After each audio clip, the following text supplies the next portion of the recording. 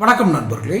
நடிகர் விஜய் கரூரில் கலந்துக்கிட்ட ஒரு கூட்டத்தில் மிகப்பெரிய கூட்ட நெரிசல் ஏற்பட்டு அந்த குறுகிய இடத்திற்குள் அவ்வளோ பெரிய ஜனத்தொகை வந்து இவருடைய பஸ்ஸு உள்ளே போகவும் கேரவன் உள்ளே போகவும் நிறைய உயிரிழப்பு, 41 பேர் இழந்தது எல்லாத்துக்கும் தெரியுது.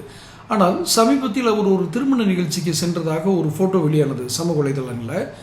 அதை நடிகை த்ரிஷா வந்து அந்த செல்ஃபி எடுக்கிற மாதிரி த்ரிஷா நிற்கிறாங்க, பின்னாடி விஜய் நிற்கிறாரு, அதுக்கு பின்னாடி அந்த திருமண தம்பதிகள் நிற்கிறாங்க. இந்த நிகழ்வுக்கு இந்த ஃபோட்டோ பார்த்தோன்னே எனக்கு தோணுச்சு, இது மாதிரி திருமண நிகழ்ச்சி தனிப்பட்ட நிகழ்ச்சிக்கு போகும்போது அவர் எவ்வளவு பாதுகாப்பாக போகிறாரு.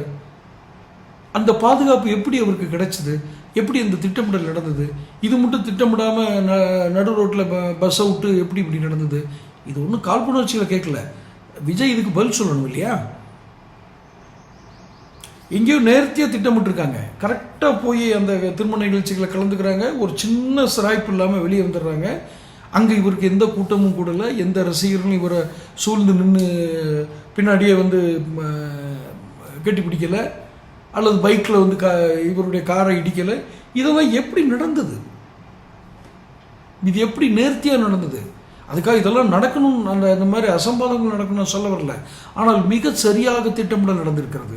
ஆனால் ரசிகர்களை பார்க்கும் பொழுது மட்டும் அவர் இஷ்டத்துக்கு ஏதோ தாந்தோண்டித்தனமாக பண்ணிட்டாரோங்கிற சந்தேகம் உண்மை இல்லையா? தன்னுடன் வந்த நண்பருக்கு எதுவும் வந்துடக்கூடாது, த்ரிஷா நண்பி அவங்களுக்கு எதுவும் நேர்ந்துடக்கூடாதுன்னு கவனமாக இருக்கிறவர் அதே போன்ற நண்பிகளை ஏன் காப்பாற்ற மறந்தார்? நம்ம கேள்வி வெரி சிம்பிள். அதே மாதிரி ஆளுக்கு தான் அவங்களும் நண்பிகள் அப்படின்னு.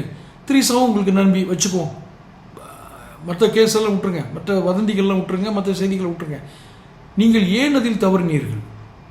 எங்கு குளறுபடி ஏற்பட்டது? இப்போ இந்த ஃபோட்டோ பார்க்குற எல்லாத்துக்குமே, இப்போ நான் டிபியில் வச்சுருக்கேன் அந்த ஃபோட்டோவை, அந்த ஃபோட்டோ பார்க்குற எல்லாத்துக்குமே தோணுங்களே, உங்கள் நண்பி த்ரிஷா மிக பாதுகாப்பாக உங்களை ஒரு செல்ஃபி எடுக்கிறார். அந்த செல்ஃபியில் நீங்கள் மிக அழகாக போஸ் கொடுக்குறீங்க, அதுக்கு பின்னாடி தம்பதிகள் நிற்கிறாங்க. ஆனால் உங்கள் முதல் கூட்டமோ 2வது கூட்டமோ 3வது கூட்டமோ கரூரில் நடந்தது மட்டும் ஏன் இப்படி நடந்தது? இந்த கூட்டத்தில் என்ன திட்டமிடலோடு போய் அந்த இதில் கலந்துக்கிட்டீங்க? நீங்கள் தான் சொல்லணும். கமெண்ட் பாக்ஸில் உங்கள் பதிலை சொல்லுங்கள். தொடர்ந்து பேசுவோம். சேனல் சப்ஸ்கிரைப் பண்ணி